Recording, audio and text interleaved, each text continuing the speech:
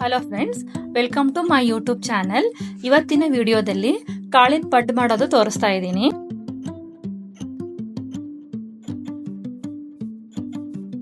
ಇದಕ್ಕೆ ಮೊದಲನೇದಾಗಿ ಎಲ್ಲಾ ತರದ ಕಾಳುಗಳನ್ನ ತಗೊಂಡಿದ್ದೀನಿ. ಎಲ್ಲ ಅರ್ಧ ಕಪ್ ಕಾಳು ತಗೊಂಡಿದ್ದೀನಿ. ಮೊದಲನೇದಾಗಿ ಹೆಸರು ಕಾಳು ಅರ್ಧ ಕಪ್ಪು, ಅಲಸಂದೆ ಕಾಳು ಅರ್ಧ ಕಪ್ಪು, ಹುರುಳಿಕಾಳು ಅರ್ಧ ಕಪ್ಪು, ತೊಗರಿಬೇಳೆ ಅರ್ಧ ಕಪ್ಪು, ಕಡಲೆಕಾಳು ಅರ್ಧ ಕಪ್ಪು, ಉದ್ದಿನ ಬೇಳೆ ಅರ್ಧ ಕಪ್ ತಗೊಂಡಿದ್ದೀನಿ. ಅಕ್ಕಿ 1 ಕಪ್ ತಗೊಂಡಿದ್ದೀನಿ. 2 ಸ್ಪೂನ್ ಮೆಂತ್ಯ, 2 ಸ್ಪೂನ್ ಕಡಲೆಬೇಳೆ. ಇವಾಗ ಇದನ್ನ ಕ್ಲೀನಾಗಿ ವಾಶ್ ಮಾಡ್ಕೊಳ್ಳೋಣ. ಇದಕ್ಕೆ ಅರ್ಧ ಕಪ್ ಅವಲಕ್ಕಿ ಹಾಕಿದ್ದೀನಿ. ರಾತ್ರಿ ಪೂರ್ತಿ ನೆನೆಯೋದಕ್ಕೆ ಬಿಡಬೇಕು. ಇವಾಗ ನೋಡಿ ಚೆನ್ನಾಗಿ ನೆಂದಿದೆ ಕಾಳೆಲ್ಲ.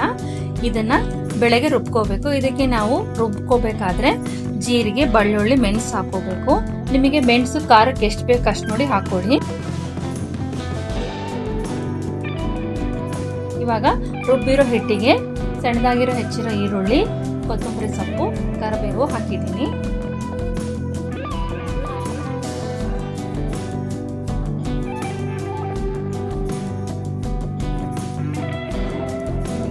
ರುಚಿಗೆ ಎಷ್ಟು ಬೇಕು ಅಷ್ಟು ನೋಡಿ ಉಪ್ಪು ಹಾಕೊಳ್ಳಿ. ಸ್ವಲ್ಪ ಚಿಟಿಕೆ ಸೋಡಾ ಹಾಕಿದ್ದೀನಿ. ಇವಾಗ ಚೆನ್ನಾಗಿ ಮಿಕ್ಸ್ ಮಾಡಿಕೊಂಡು ಇವಾಗ ಪಡ್ಡು ಹಾಕೊಳ್ಳೋಣ. ಹಂಚಿಗೆ ಸ್ವಲ್ಪ ಎಣ್ಣೆ ಹಾಕಿ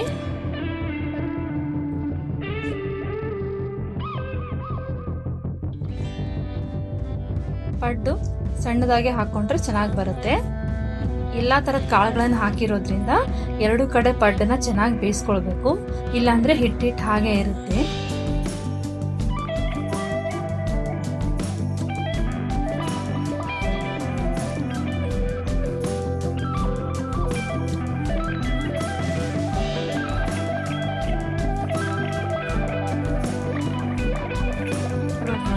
ಪಡ್ಡು 2 ಕಡೆನೂ ಚೆನ್ನಾಗಿ ಬೆಂದಿದೆ.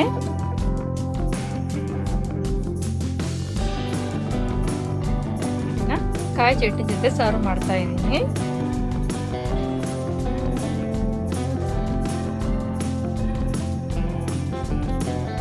ವಿಡಿಯೋ ಇಷ್ಟ ಆಗಿದ್ರೆ ಪ್ಲೀಸ್ ಒಂದು ಲೈಕ್, ಶೇರ್, ಸಬ್ಸ್ಕ್ರೈಬ್ ಮಾಡಿ. Thank you for watching. ಹೀಗೆ ಇನ್ನಷ್ಟು ರೆಸಿಪಿಗಾಗಿ ಆಶಾ ಹೋಮ್ ಟೌನ್ ಚಾನಲ್ನ ಸಬ್ಸ್ಕ್ರೈಬ್ ಮಾಡ್ಕೊಳ್ಳಿ.